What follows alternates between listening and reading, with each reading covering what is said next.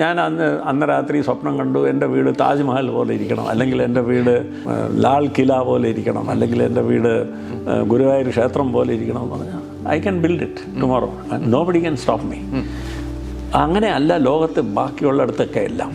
Where your freedom to enjoy your private property is limited by the freedom of the neighbors and the community where you are located to enjoy their peace of mind and their style of life and their ഒരു civic sense ഇന്ത്യയിൽ develop ചെയ്ത് വരണമെങ്കിൽ നമ്മുടെ ഫ്രീഡത്തിന് limits ഉണ്ട് എന്നുള്ള കാര്യം നമ്മൾ തിരിച്ചറിയണം. കമ്മ്യൂണിസ്റ്റ് പാർട്ടി ഓഫ് ചൈന ഒരാളുടെ അടുത്ത് ചോദിച്ചാൽ നിങ്ങൾ കമ്മ്യൂണിസ്റ്റ് രാഷ്ട്രമാണോ എന്ന് പറഞ്ഞാൽ അവർ പറയാണെന്ന് പറയും.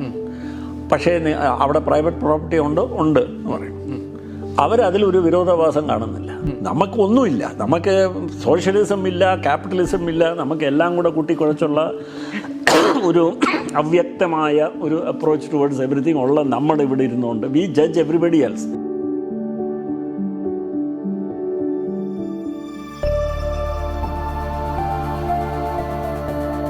കേരളത്തിൻ്റെ ഒരു പൊതു സവിശേഷത എന്ന് പറഞ്ഞു കഴിഞ്ഞാൽ നമുക്ക് പ്രൈവറ്റ് പ്രോപ്പർട്ടിനോട്, അതായത് സ്വകാര്യ സമ്പത്തിനോടും സ്വകാര്യ സ്വത്തിനോടുള്ള ഒരു വിമുഖതയുണ്ട്. വിമുഖത എന്നല്ല, ഒരു സ്വത്ത് സമ്പാദനം എന്നുള്ളത് ഒരു വില്ലൻ പരിപാടിയാണെന്നുള്ള ഒരു സംഗതി നമ്മുടെ മനസ്സിലുണ്ട്. കാരണം വെച്ചാൽ അതൊരു ഇടതുപക്ഷ രാഷ്ട്രീയത്തിൻ്റെ ഒക്കെ ഭാഗമായിട്ട് വന്നതാണെന്ന് എനിക്ക് തോന്നുന്നത്. പക്ഷേ ഇന്നും ലോകത്ത് സ്വകാര്യ സമ്പാദനവും ഇതൊക്കെ ചൈനയിലും അങ്ങനെയുള്ള കമ്മ്യൂണിസ്റ്റ് എന്ന് നമ്മൾ പറയുന്ന രാഷ്ട്രങ്ങളിലൊക്കെ നടക്കുന്നുണ്ട്. ഈ പ്രൈവറ്റ് പ്രോപ്പർട്ടി എന്ന് പറയുന്ന സംഗതിയെ നമുക്ക് എങ്ങനെ ഇപ്പം കാണാൻ പറ്റുക ഈ ഒരു വികസിതമായിട്ടുള്ള നമ്മുടെ ഈ ഒരവസ്ഥയിൽ? ഇത് സജീവ് പറഞ്ഞ കാര്യം എനിക്കത് വളരെ ഇൻട്രസ്റ്റിംഗ് ആയിട്ട് തോന്നുന്നു. എന്താണെന്ന് പറഞ്ഞാൽ ഞാൻ കാണുന്നത് കേരളത്തിൽ നേരെ മറിച്ച് ഇവിടെ അമിതമായിട്ട് ഈ പ്രൈവറ്റ് സ്വകാര്യ സ്വത്ത് എന്ന് പറയുന്നതിനെ പറ്റി ഒരു എക്സാജറേറ്റഡ് വ്യൂ ഓഫ് അതിൻ്റെ ഇമ്പോർട്ടൻസും അതിൻ്റെ സാങ്ക്ടിറ്റിയും അതിൻ്റെ അതായത് അപ്പം ഏറ്റവും സേ ഫോർ ഇൻസ്റ്റൻസ്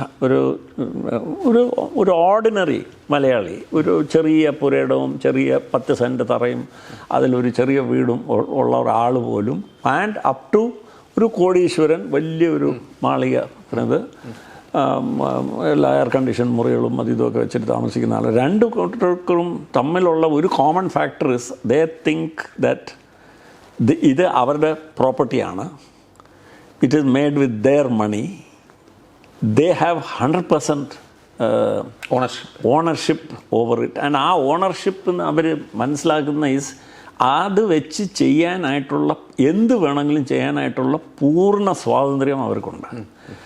അപ്പം ഇത്ര ഒരു broad view definition of private property എനിക്ക് തോന്നുന്നു ലോകത്ത് വേറെ എങ്ങുമില്ല. ഞാൻ കേരളത്തിന് മാത്രമല്ല ഇന്ത്യയിലെ ഉള്ള ഒരു പ്രതിഭാസമാണെന്നാണ് ഞാൻ പറയുന്നത്. അതായത് ഒരു നിയന്ത്രണവും ഇല്ലാതെ യാതൊരു അനിയന്ത്രിത എൻജോയ്മെൻറ്റ് ഓഫ് അവനവൻ്റെ പ്രൈവറ്റ് പ്രോപ്പർട്ടി, ഒരു നിസ്സീമമായിട്ടുള്ള ഒരു kind of enjoyment of private property ലോകത്ത് വേറെ എങ്ങുമില്ല. അപ്പം എന്താ സജീവ് സൂചിപ്പിച്ചതുപോലെ കേരളത്തിൽ ഈ പ്രൈവറ്റ് പ്രോപ്പർട്ടിയോട് ഇങ്ങനെ വൈമുഖ്യമോ എന്തെങ്കിലും ബുദ്ധിമുട്ടോ അത് മനസ്സിലാകാനോ അങ്ങനൊന്നും ഇല്ലെന്ന് ആണ് എൻ്റെ അഭിപ്രായം. ഇങ്ങനെ ചില ഐഡിയോളജിക്കൽ ചില ഡിസ്കഷൻസിൽ അങ്ങനെ പലരും സൂചിപ്പിക്കുകയൊക്കെ ആണെങ്കിലും ഇപ്പം ലോകത്തെല്ലായിടത്തും ഉള്ള രാജ്യങ്ങളും സമൂഹങ്ങളും ഒക്കെ അവരുടെ നയങ്ങളും ഒക്കെ മാറ്റിയ സ്ഥിതിക്ക് ഈ പ്രൈവറ്റ് ഓണർഷിപ്പ്, പ്രൈവറ്റ് എൻ്റർപ്രൈസും മാർക്കറ്റ്സിൻ്റെ ഫ്രീഡം ടു ഓപ്പറേറ്റ് എല്ലാം വെച്ച് അതിൻ്റെ വളർച്ചയോടുകൂടി കേരളത്തിലും അതിൻ്റെ റിഫ്ലക്ഷൻ വന്നു കഴിഞ്ഞു. അപ്പം അതല്ല പ്രശ്നം. എൻ്റെ അഭിപ്രായത്തിൽ ഇവിടെ ഉള്ള മെയിൻ പ്രോബ്ലം ഇസ് ഈ ഒരു നിയന്ത്രണവും ഇല്ലാതെ ഒരു നിബന്ധനകളും ഇല്ലാതെ അവനവൻ്റെ പ്രോപ്പർട്ടി അവനവൻ ഇഷ്ടം പോലെ രീതിയിൽ എൻജോയ് ചെയ്യാമെന്നുള്ള, ആൻഡ് അത് എങ്ങനെ വേണമെങ്കിലും ഡിസ്പോസ് ചെയ്യാം, അത് നമ്മൾ ഒന്നിൽ വിൽക്കാം, അല്ലെങ്കിൽ നമ്മുടെ ഇത് ആ ഒരു ഫ്രീഡം, ആ ഒരു ഫ്രീഡം ഉണ്ടല്ലോ, അതാണ് പ്രൈവറ്റ് പ്രോപ്പർട്ടി എന്നുള്ളത്. എൻ്റെ മക്കൾക്ക് വേണ്ടി കൊടുക്കാം വേണം. ഞാൻ എന്തെങ്കിലും ഒരു വീട് ഉണ്ടാക്കിയാൽ എനിക്കത് അടച്ചു പൂട്ടിയിടാം, അത് വട്ടവർ എനിക്ക് I can do what I want with it. അല്ലെങ്കിൽ അത് ചുമ്മാതെ ഡെമോളിഷ് ചെയ്ത് കളയാം. I can do what it's a my property, എൻ്റെ പൈസയല്ലേ. ആ ഒരു വാചകം നമ്മൾ പലപ്പോഴും കേൾക്കും. അതാണ് എന്നെ സംബന്ധിച്ചിടത്തോളം I think the bigger problem here in Kerala and India than the other problem. വേറെ ഒരു ഉദാഹരണം പറഞ്ഞാൽ, ഫോർ എക്സാമ്പിൾ സിറ്റിയിലോ ഏതെങ്കിലും ഒരു ടൗണിലോ ഒരു പ്ലോട്ട് ഉണ്ടെങ്കിൽ, ഞാനൊരു വീട് അവിടെ വെക്കാൻ പോവുകയാണെങ്കിൽ, I can design any kind of house. എൻ്റെ വീട് ഇപ്പം ഞാൻ അന്ന് രാത്രി സ്വപ്നം കണ്ടു എൻ്റെ വീട് താജ്മഹൽ പോലെ ഇരിക്കണം, അല്ലെങ്കിൽ എൻ്റെ വീട് ലാൽ കില പോലെ ഇരിക്കണം, അല്ലെങ്കിൽ എൻ്റെ വീട് ഗുരുവായൂർ ക്ഷേത്രം പോലെ ഇരിക്കണം എന്ന് പറഞ്ഞാൽ I can build it tomorrow. Nobody can stop me. അങ്ങനെയല്ല ലോകത്ത് ബാക്കിയുള്ളിടത്തൊക്കെ എല്ലാം. Where your freedom to enjoy your private property is limited by the freedom of the neighbors and the community where you are located to enjoy their peace of mind and their style of life and their this. So ഒരു വളരെ conservative ലൊക്കാലിറ്റിയിൽ പോയി ഞാൻ എൻ്റെ വീട് leaning tower of പീസ പോലെ ഞാൻ ആക്കാൻ പോവുകയാണെന്ന് പറഞ്ഞാൽ you will not get permission to build that house even if it is your own house. അവിടുത്തെ town planner will say please go back and submit a different drawing which ആ സ്ട്രീറ്റിലുള്ള കൾച്ചറും ആ സ്ട്രീറ്റിലുള്ള ആർക്കിടെക്ചറൽ വ്യവസ്ഥയും ഒക്കെ അനുസരിച്ച് അനുകൂലമായിട്ടുള്ള ഒരു പ്ലാൻ കൊണ്ടുവന്നാൽ ഞങ്ങൾ സാങ്ഷൻ ചെയ്യാമെന്ന് പറയും. അപ്പോൾ ഇവിടെ വി ഹാവ് ദിസ് അൺലിമിറ്റഡ്, ഒരു ലിമിറ്റും ഇല്ലാത്ത. അല്ല, അവിടെ ഒരു പ്രശ്നം, അതൊരു സോഷ്യലിസ്റ്റ് ഐഡിയോളജി അല്ലേ? കാരണം നമ്മളൊരു പ്രദേശത്തുള്ള എല്ലാവരുടെയും സംഗതികൾ അംഗീകരിക്കുക എന്നൊക്കെ പറയുന്നത്. ഇപ്പോൾ ഒരു പ്രൈവറ്റ് പ്രോപ്പർട്ടി എന്ന് പറയുമ്പം തന്നെ അതിനകത്തൊരു സ്വാർത്ഥതയുണ്ട്, അതിനകത്ത് വ്യക്തിഗതമായിട്ടുള്ള ഇഷ്ടങ്ങളുണ്ട്, അനിഷ്ടങ്ങളുണ്ട്, ഇതൊക്കെയുണ്ട്. അപ്പം അങ്ങനെയുള്ള ഒരു ടവർ പോലെ ഒരു വീട് ഉണ്ടാക്കുക എന്ന് പറയുന്നത് പ്രൈവറ്റ് പ്രോപ്പർട്ടിനെ അംഗീകരിക്കുമ്പോൾ അതും കൂടി അംഗീകരിക്കേണ്ടതാണ്. അല്ല, അതാണ്. സോ ഞാൻ പറയുന്ന അത് തന്നെയാണ് സജീവ് ഞാൻ സൂചിപ്പിക്കുന്നത്. ഇപ്പം ഇത് I know this is the situation in western countries. അതുകൊണ്ട് ഇത് ഒരു ഹൈപ്പോത്തറ്റിക്കലായിട്ട് പറയുകയല്ല. ലണ്ടനിലോ ആംസ്റ്റർഡാമിലോ റോമിലോ മാഡ്രിഡിലോ എവിടെങ്കിലും ഒരു സ്ട്രീറ്റിൽ you bought a plot and you want to put up a house, you will have to conform to the culture of that neighborhood, അല്ലെങ്കിൽ you will not get permission. That has nothing to do with socialism. They are very capitalist societies. പക്ഷെ അവർ പറയുന്നത് അവരുടെ സംസ്കാരവും ആ സാമുദായിക എന്താ പറയുന്നത് value സിസ്റ്റംസും അവരുടെ സെൻസിറ്റിവിറ്റീസും എല്ലാം മാനിച്ചുകൊണ്ടുള്ള ഒരു കാര്യമായിരിക്കണം, അല്ലെങ്കിൽ ഒരു പ്രോജക്റ്റ് ആയിരിക്കണം നിങ്ങൾ ചെയ്യാൻ. Whatever you do has to be ആ എന്താ ബൗണ്ടറീസിനുള്ളിൽ നിങ്ങൾക്കുള്ള ഫ്രീഡം ഉള്ളൂ. അല്ല, ഒരു നിയന്ത്രണം, but within that you can do it. So അത് എനിക്ക് തോന്നുന്നത് ദാറ്റ്സ് വെരി ഇമ്പോർട്ടൻറ്റ്. നമുക്കൊരു സിവിക് സെൻസ് ഇന്ത്യയിൽ ഡെവലപ്പ് ചെയ്ത് വരണമെങ്കിൽ നമ്മുടെ ഫ്രീഡത്തിന് ലിമിറ്റ്സ് ഉണ്ട് എന്നുള്ള കാര്യം നമ്മൾ തിരിച്ചറിയണം. ആൻഡ് അതിൻ്റെ അർത്ഥം is not immediately the nanny state or the police state or the എല്ലാ കാര്യങ്ങളും നിരീക്ഷിക്കുന്ന മൂവ്മെൻറ്റ്, അല്ലെങ്കിൽ എന്താ പറയുക CCTV ക്യാമറാസ് വെച്ച് എല്ലാം വിജിലാൻറ്റി സ്റ്റേറ്റ് അങ്ങനൊന്നുമല്ല. What it means is freedom has its limits. നിസ്സീമമായിട്ടുള്ള ഒരു ലിമിറ്റ്സും റെസ്ട്രിക്ഷൻസും ഇല്ലാത്തൊരു ഒരു ഫിനോമിനൻ അല്ല ഈ പ്രൈവറ്റ് പ്രോപ്പർട്ടി. ഫോബ്സിൻ്റെ ഒക്കെ ബില്യണേഴ്സിൻ്റെ ഒക്കെ ലിസ്റ്റ് വരുമ്പോഴേ ചൈനയിൽ നിന്നൊക്കെയാണ് അതിൽ ഒരു 10 ആൾ, ഒരു 3-4 ആൾ ഒക്കെ വരുന്നുണ്ട്.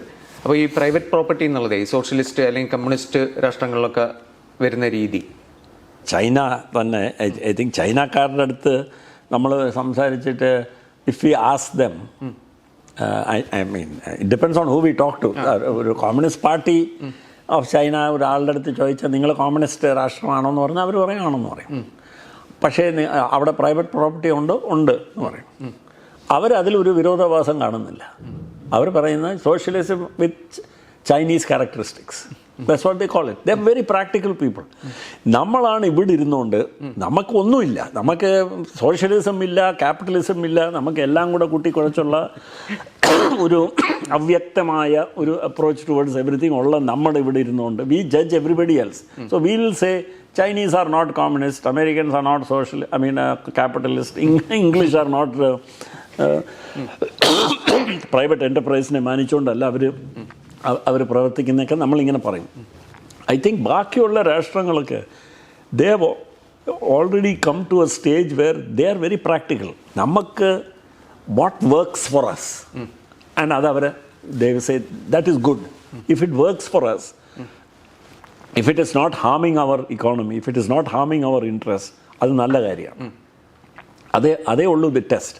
പിന്നെ ചൈനയിലുള്ള ഈ from what I can understand, അവിടെ socialism with Chinese characteristics or democracy with Chinese characteristics എങ്ങനെ പറഞ്ഞാലും അവരുടെ main thing is that as പല ചൈന പഠിച്ചിട്ടുള്ള people like scholars like I just can't get his name immediately, it'll come to me. What they say is China has been always, China continuous history of say 3,000 years, the state has been a very important part of Chinese culture and Chinese society. The state, rather the government. Nationalist. Whoever it is, whether it's an emperor, whether it is, and now it is a party-run democratic form of government. So, they see that as a, so in fact they mention that the head of the and the representative of the government, whoever he is, that's not important, is like the unseen person who is at your, even at your dining table, the family's dining table. They don't consider it oppressive, they consider it that gives them a sense of confidence. Because China, especially last 100 years, which they call the century of humiliation, they have been, they are a very proud people. They thought that they are the center of the world and now they have only barbarians all around them. They call themselves the civilized center and everybody else around are barbarian. And for 100 years they've been exploited and brutalized and very badly treated. Now they're coming out of it. And they have never forgotten this century of humiliation. And അവർ കാണുന്നത്, why did that happen? Because we did not have a strong government. നമുക്കൊരു strong government ഇല്ലാത്തതുകൊണ്ടും അവിടെ ഈ വാർലോഡ്സും അവരൊക്കെ വന്ന് ഭരിച്ചത് കൊണ്ടുമാണ് western പവേഴ്സും ജപ്പാനൊക്കെ inward ചെയ്ത് കയറി വന്ന് നമ്മളെ ഇട്ട് ഇങ്ങനെ ഹ്യൂമിലിയേറ്റ് ചെയ്ത്. So this proves what Confucianism and all that had taught them always, that they should always have a government, they should always support their government. The government is not their enemy, whatever it is, whatever the government does is for their good. ഇതൊക്കെ വളരെ deep seated ആയിട്ട് അവർ accept. Just like in the West, say if you take the US-ൽ one particular strand of US thinking is നേരെ വിപരീതമാണ്. The government is the problem, the government is the enemy, and the government ഇല്ലായിരുന്നെങ്കിൽ the free spirit of the the frontier spirit will prevail and they will go out and do whatever wonderful things they have done, which is actually contradicted by all the experience. If you see around, their state in America plays a huge role, അത് വേറൊരു കാര്യം, and it has been documented. പക്ഷേ അവരുടെ belief system ഈ Chinese belief സിസ്റ്റമായിട്ട് നേരെ വിപരീതമാണ്. അപ്പോൾ ഐ തിങ്ക് സോ ഈ പ്രൈവറ്റ് സേ ഫോർ ഇൻസ്റ്റൻസ് ചൈനീസിന് അതുകൊണ്ട് അവരുടെ ഇക്കണോമിക് സിസ്റ്റത്തിൽ ഒരു ഇങ്ങനെ എന്തെങ്കിലും മാറ്റങ്ങൾ വരുത്തിയാൽ, ലൈക്ക് ഫോർ ഇൻസ്റ്റൻസ് നേരത്തെ all property was owned by the government, all businesses were run by the government. Their form of communism was even more extreme than the Soviet form of the thing. അത് മാവോയുടെ ടൈമിൽ. Then when Deng Xiaoping came, what we have seen in operation after that, actually the role of Deng Xiaoping is the one which has to be probably given more credit, more study. നമ്മൾ ഇന്ത്യയിൽ പ്രത്യേകിച്ചും കൂടുതൽ study ചെയ്യേണ്ട ഒരു ക്യാരക്ടറാണ് Deng xiaoping. അപ്പോൾ അതാണ് അദ്ദേഹത്തിൻ്റെ approach was not a doctrinaire approach. He was a communist. പക്ഷേ അദ്ദേഹം പറഞ്ഞത്, he said, I don't have any formula, I don't have any road map, let us cross the river by feeling the stones. അതായിരുന്നല്ലോ അദ്ദേഹത്തിൻ്റെ famous saying. So he said, ഓരോ step വെച്ച് ആ step ഒന്ന് ഉറപ്പിച്ചിട്ട് put the next step and finally we'll cross the river. So I don't know whether this is the best way or that is the best way or this is the whichever way works, we will do that. They have another saying in Chinese which is that I don't care whether the cat is black or white as long as it catches mice. So they are saying നമ്മൾ ആ result നോക്കി what works for China is good. What doesn't work for China is not good. അത്രേ ഉള്ളൂ. So ഈ privatise അപ്പം Deng Xiaoping first steps അവർ എടുത്തത് was they privatised small farming lots small plots.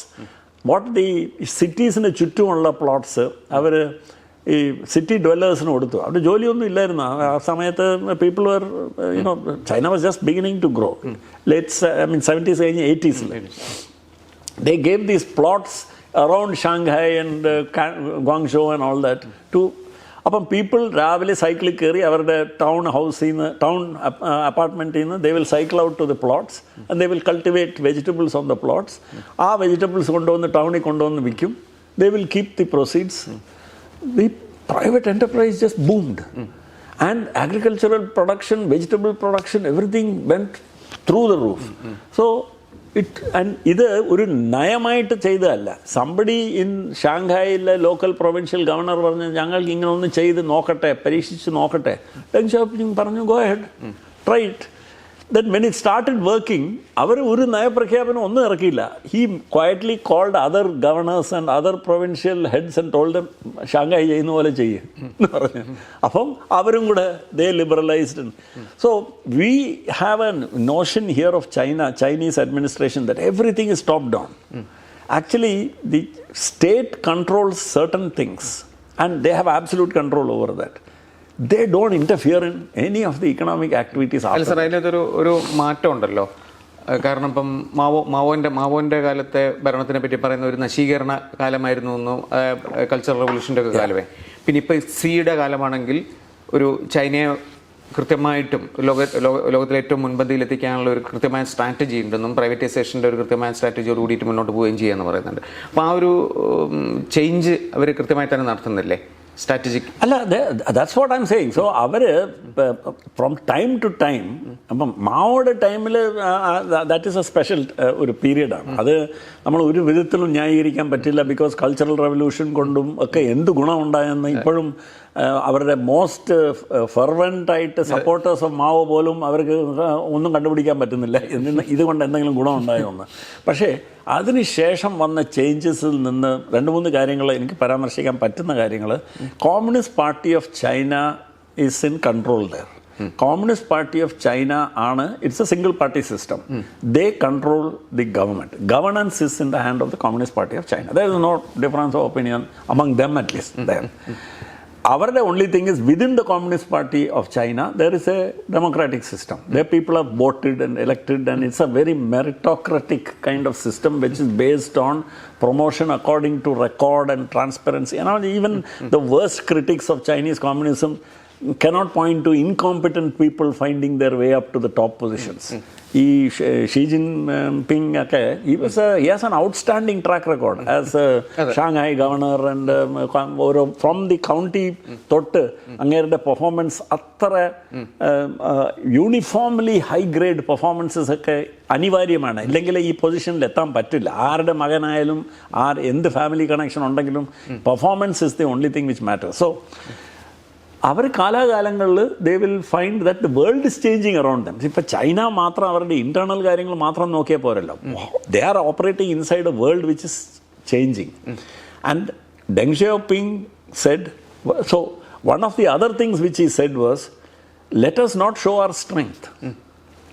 He said let's just keep our head down, develop the country and not show our strength. So എവിടെ പോയാലും they will act very humble. They had no problem about it. They had no, because they were all so clear. അവർക്ക് എന്താ വേണ്ടത്? That's how suddenly to the shock of the world and especially to the ഈ western world and പ്രത്യേകിച്ചും അമേരിക്കയുടെ astonishment തന്നെ എന്തായിരുന്നു, that these guys have caught up with us. They today have the best cities in the world, the best rapid transport system in the world. They, and everything is superb, first class infrastructure. ഇതെല്ലാം എവിടെ നിന്ന് വന്നു അവർ, because nobody ആരും ശ്രദ്ധിക്കുന്നില്ലായിരുന്നു. They kept a very low profile and they did everything. Now they feel they have come into a world where now that policy has to change, because this was all right as long as China was having to. Now that China has addressed it, they are coming up against the hegemon. And ഇപ്പം ലോക ലെവലിലുള്ള hegemon is the United States. And second പ്ലേസിലേക്ക് അപ്പം United സ്റ്റേറ്റ്സിൻ്റെ ഈ Soviet Union decline ചെയ്തപ്പം and Russia was left as a misgoverned state with കുറേ oligarchs വന്നിങ്ങനെ പ്ലണ്ടർ ചെയ്തുകൊണ്ടിരിക്കുമായിരുന്നല്ലോ 90s. ആ സമയത്ത് there was no control on the power of the remaining super power which was US. അപ്പം അപ്പോഴാണ് all these egregious actions happen, like intervention in Iraq, intervention in Syria, intervention in Libya, intervention in Venezuela, and all these things, and they destroyed all those societies because counter vailing power ഒന്നും ഇല്ലായിരുന്നു. Because the Russians were weak and incapable. They were being looted by their oligarchs with the support of the West. Then Putin started as the answer to യഥാ ധർമ്മസ്യ എന്ന് പറയുന്നത്. ഞാൻ ചോദിക്കട്ടെ, പിന്നെ ഇതിനകത്ത് ഇപ്പോൾ ഒരു യുദ്ധം ചെയ്യാതെ അധിനിവേശം നടത്തുക എന്നുള്ള ചൈനയുടെ ഒരു ടാക്ടിക്സ് ഇല്ലേ? കാരണം ഇപ്പം ആഫ്രിക്കയിലും ശ്രീലങ്കയിലും ഒക്കെ തന്നെ എനിക്ക് തോന്നുന്നത് അത് actually we are giving it A very aggressive. We are giving what in my opinion is a very clever move, which is to see China was not reaching out till the late 90s, till the early 2000s, was not showing its power, because adayirunnu avarude nayam, keep a low profile, stay out of the radar screen, below the radar was their approach. So adu kayinittu they found now it is necessary for us to. So Xi Jinping, when he first came, he was one of the first advocates of this Belt and Road. Now the whole idea about the Belt and Road was very, very interesting. He said, I mean, they did, it's not all his idea, but our think tanks and all found China was already becoming the world's biggest consumer of energy and the biggest consumer of all kinds of industrial raw materials. Idellam had to come through the world's main trade routes. The main trade routes were by sea. And the US controlled the seas. So they wanted an alternative transportation network which did not depend on sea transport. That's why the Belt and Road system was developed, to bring the raw materials from Africa, bring the raw materials from Southeast Asia and from the rest of Asia, Central Asia, to China, and to take the finished goods from China to all those places without being 100% dependent on sea lanes. അതിനായിട്ട് അപ്പം ഇത് push ചെയ്യാനായിട്ട് as an incentive many countries immediately welcomed it, because China said we will spend the money. You allow us to come and build the roads and bridges and ports and all, we will spend the money. ചില കൺട്രീസിന് സംശയം ഉണ്ടായിരുന്നു, because West and all that would have influenced them, saying, oh, Chinese അല്ല, you don't know, you can't trust them, അവരതാ ഇതാന്നൊക്കെ. So ഒരു ഇൻസെൻറ്റീവായിട്ട് അവർ പറഞ്ഞു, we will what is the project which has been troubling you most? Some project. It may not have any connection with Belt and Road. നമുക്ക് ഇന്നതാണ് cleaning up this lake. We'll clean that for you. But allow us to build this railway. അപ്പം they agreed. The African heads of state-ൻ്റെ അടുത്ത് പലരും, ഈ western reporters തന്നെ പലരും പോയി ചോദിച്ചത്, ഇത് ചൈനീസിൻ്റെ തന്ത്രമല്ലേ? ആയിരിക്കും. നിങ്ങളുടെ തന്ത്രം എന്തായിരുന്നു എന്നാണ് ആഫ്രിക്കൻ ചോദിച്ചത്. നിങ്ങളുടെ തന്ത്രം ഞങ്ങളുടെ റോ മെറ്റീരിയൽസ് എടുത്ത് തിരിച്ചൊന്നും തന്നില്ല. തിരിച്ചൊന്നും തരാതെ ഞങ്ങളുടെ റോ മെറ്റീരിയൽസ് മുഴുവൻ എക്സ്പ്ലോയിറ്റ് ചെയ്ത് പോയി. ഈ ചൈനീസ് പറയുന്നത് അവർക്കും ഈ റോ മെറ്റീരിയൽസ് വേണം, പക്ഷേ they said they will build a railway for us, they will build a port for us, they will build an airport for us. We are very happy. At least അവർ അത്രയും ചെയ്യുന്നല്ലോ. So അതുകൊണ്ട് ഞാൻ പറയുന്നത് the Western notion that Chinese are weaponizing aid and weaponizing this diplomatic is only because the West is feeling threatened by it. അത്രേ ഉള്ളൂ. Otherwise, the way I look at it is, that's very good foreign policy. I look at it as, if a potential rival for China in the next 20-30 years is India, because it's only other country of that size. Now, if India has got to, India has a soft power, ബാക്കിയുള്ളതും ഒക്കെ വെച്ചിട്ട്, if we have to reach out to all these places and we are competing for influence and all, we will have to do similar things. We will have to find why should some country give നമ്മളോട് കൂടുതൽ friendship എന്തുകൊണ്ട് പുലർത്തണം ചൈനയെക്കാട്ടിലും. There must be എന്തെങ്കിലും ഒരു reason വേണമല്ലോ. അതുകൊണ്ട് China ഇപ്പം ചെയ്യുന്നത് എൻ്റെ അഭിപ്രായത്തിൽ ഐ ക്യാൻ അണ്ടർസ്റ്റാൻഡ് ഇറ്റ്. എനിക്ക് I don't consider it as a very deeply suspicious things or anything. I think it's very beneficial to the recipient countries also. And അതിനെപ്പറ്റി തന്നെ പല നമ്മൾ വെസ്റ്റേൺ മീഡിയ ഒഴിച്ച് ബാക്കിയുള്ള ഇമ്പാർഷ്യൽ ആയിട്ടുള്ള അനാലിസിസ് ഒക്കെ വായിച്ചാൽ, ഇപ്പം ശ്രീലങ്കയുടെ ഫൈനാൻഷ്യൽ വോസ് ആൻഡ് ബാക്കിയുള്ള വേറെ ഒന്ന് അവർ പറയുന്ന debt trap and all that ഒക്കെ പറയുന്ന, actually China has not called back its loans. It has not recalled its loans from Sri Lanka. Illa. Whereas the IMF and private creditors in the US have recalled their loans. They want their money back. China has not said that. But IMF ചെയ്യുന്ന എന്താണ് ശ്രമിക്കുന്നത്? IMF is telling China, you take a haircut. അതായത് നിങ്ങളൊരു loss, you should take the lead. China is saying, why should we take the lead? That is between us and Sri Lanka. We will deal with that. You don't come into the picture. We will deal with that. With Sri Lanka. അത് ശ്രീലങ്കൻ ഗവൺമെൻറ്റുമായിട്ട് ഞങ്ങളുടെ സ്വകാര്യ അറേഞ്ച്മെൻറ്റാണ്. നിങ്ങളുടെ debt, നിങ്ങളുടെ IMFും ബാക്കിയുള്ള western private creditors, you have A problem. You deal with that. അത് ഞങ്ങളെ help ചെയ്യുന്നില്ല. ഇപ്പം ഈ തൈവാൻ ഉണ്ടല്ലോ, തൈവാൻ ഇപ്പം എന്തായാലും ഒരു ഗ്രേ സോണിൽ നിൽക്കുകയാണ്. ഏതാണ്ട് യുദ്ധം എന്നുള്ള രീതി തന്നെയാണല്ലോ. ഒരു ചൈന ഒരു വലിയൊരു കുടുക്കിൽപ്പെടുത്തിയിരിക്കുകയാണ്, പിന്നെ വെസ്റ്റേൺ പ്രത്യേകിച്ചും അമേരിക്കനെ. അപ്പോൾ അതെങ്ങനെ ഡെവലപ്പ് ചെയ്യുന്നതാണ് സാറിന് തോന്നുന്നത്? കാരണം തൈവാനിൽ പ്രത്യേകിച്ചും പിന്നെ ചൈനയ്ക്ക് അത്രയും ഇൻട്രസ്റ്റും ഉണ്ട്. അതിനകത്തുള്ള സാമ്പത്തിക ഇതൊക്കെ വെച്ച് നോക്കുകയാണെങ്കിൽ എങ്ങനെയായിരിക്കും അതിൻ്റെ ഒരു ഡെവലപ്പ്? അല്ല, എൻ്റെ അഭിപ്രായത്തിൽ ഇത് ആക്ച്വലി ചൈന ഈ കാര്യത്തിൽ ഫ്രോം ദ ബിഗിനിങ് ഒരു കൺസിസ്റ്റൻറ്റ് ലൈനാണ് അവരെടുത്തിരിക്കുന്നത്. അവർ പറഞ്ഞിരിക്കുന്നത്, any country which wants to deal with China must accept the one China policy. Upon there is only one China. And the legitimate representative of that is in Beijing. That must be accepted. The US accepted it. There is a document. There are pala US presidents have signed it. All that. So there is no problem. So from the Chinese കാണുന്നത്, all what you have agreed with us, your presidents ഇവിടെ വന്ന് orally നമ്മുടെ ചെയർമാൻമാരുമായിട്ട് സംസാരിച്ച കാര്യങ്ങൾ, രേഖപ്പെടുത്തിയിട്ടുള്ള കാര്യങ്ങൾ, അതിനൊക്കെ നഗ്ന ലംഘനമാണ് നിങ്ങളിപ്പം ചെയ്യുന്നത്. Now you are trying to create trouble. And അവർ പറയുന്നത് that is, as far as we are concerned, is a directly unfriendly act. അപ്പം അവർ the Western media ആക്കുന്നത്, I mean, China is precipitating a problem. China is not precipitating a problem. ഇപ്പം ഞാൻ ഇന്നലെ തന്നെ ഒരു യൂട്യൂബ് ഒരു ഡിസ്കഷൻ കേൾക്കുമായിരുന്നു. ദി ബ്ലിങ്കനും western, even Pompeo recently, I believe, luckily that mad fellow has withdrawn his candidature for the presidency. He has said that he is not a candidate for the president, Pompeo was saying that preemptive nuclear strike against China വേണം to protect Taiwan.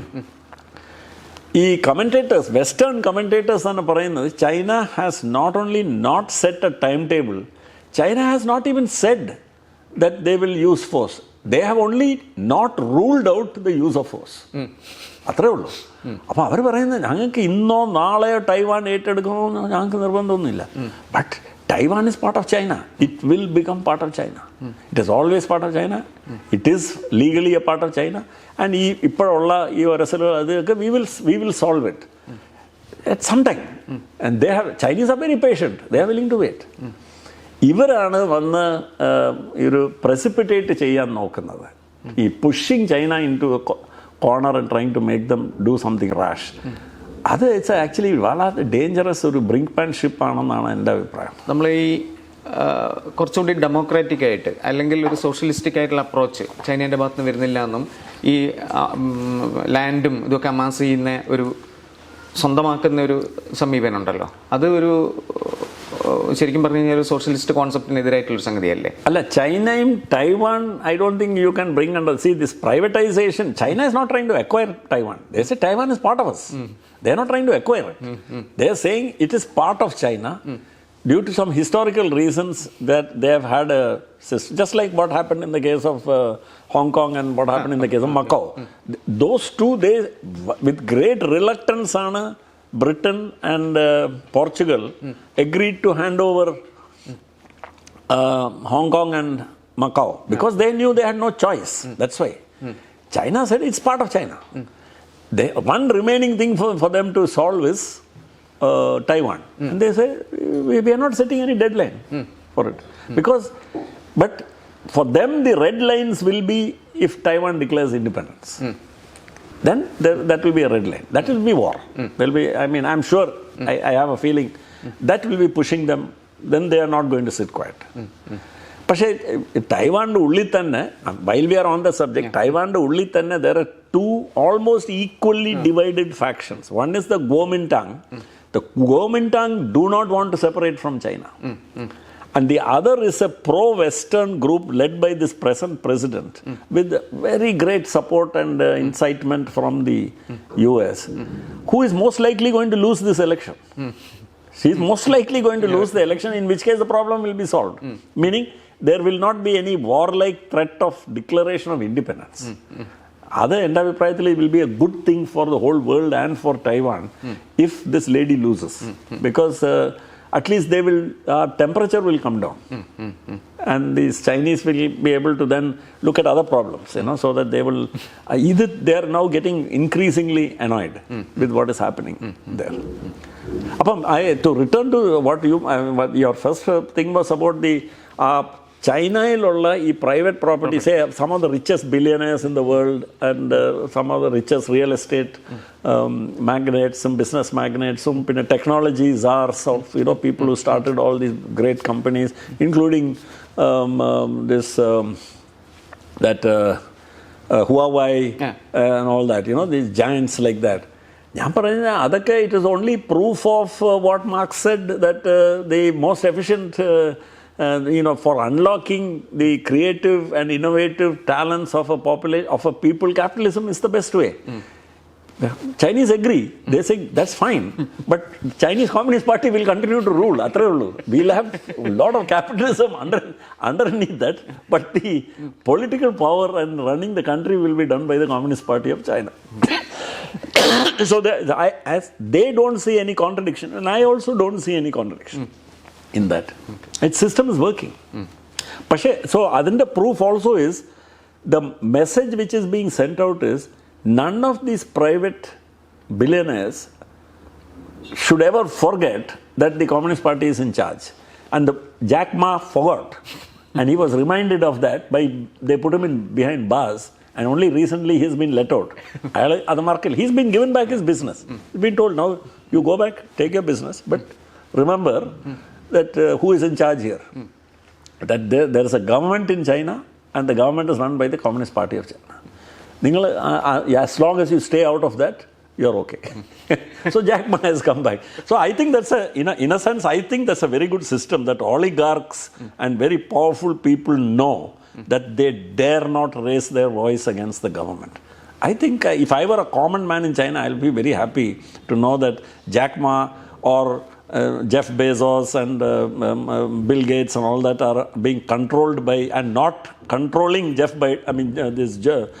Biden, for example. I'll be happier if I know that Joe Biden controls the society there as president. The political power is unmistakably with him, rather than that the charity velikkunna Jeff Bezos and Elon Musk ഒക്കെ ആണെങ്കിൽ I'll feel more worried as an individual, frankly, than that's the way we are, but the Americans think differently.